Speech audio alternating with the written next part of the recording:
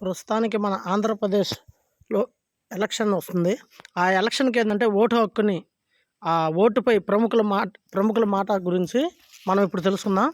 అదేందంటే first Ambedkar గారు ఏం చెప్పారంటే, అవినీతిని సూటిగా ప్రశ్నించే ధైర్యం, సమయం లేనప్పుడు చాటుగానైనా శిక్షించు. చాటుగానైనా అంటే ఇంట్లో కూర్చొని అరవడం వాళ్ళ మీద ఈళ్ళ మీద కాదు. పొయ్యి ఓటేయమని. బుల్లెట్ కంటే బ్యాలెట్ బలమైనది. అబ్రహం లింకన్ గారు చెప్పినారు.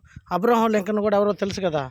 అతను అందరూ ఆ చెప్పులు అని ప్రెసిడెంట్ అయ్యారు అది ఇది అంటారు. కానీ యాక్చువల్‌గా అతనికి మీరు బాగా గూగుల్ అయినా సెర్చ్ చేయండి.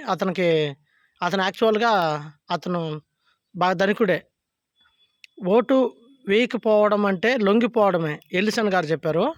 అంటే లొంగిపోవడమే కదా! అటువంటప్పుడు మీరు ఇంకా అనవసరమైన మాటలు మాట్లాడుకొని, రచ్చల కాడ మాట్లాడుకుంటే ఏం రాదు.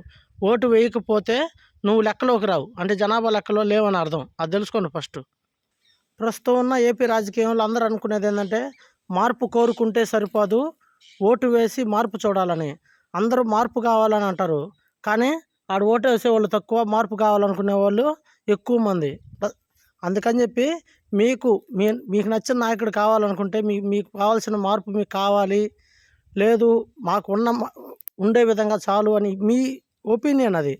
కావాలనుకున్నప్పుడు ఓటు వేసి మార్పు చూడాలి ఏదైనా సరే. మంచి నాయకుడిని ఎన్నుకునేందుకు తెలివిగా సిద్ధమైతే తప్ప ఈ ప్రజాస్వామ్యం విజయం సాధించదు. అంటే రూజ్వెల్ట్ గారు చెప్పారు. అందుకని మన యొక్క ఓటు హక్కుని మనం వినియోగించుకోవాలనుకుంటే ఆ రోజు ఓటేయాలి పోయి. అంతేగాని మిగతాది మార్పులు, గీర్పులు అంటే కుదరదు. ఓటు వేయండి. మీ నచ్చిన నాయకుని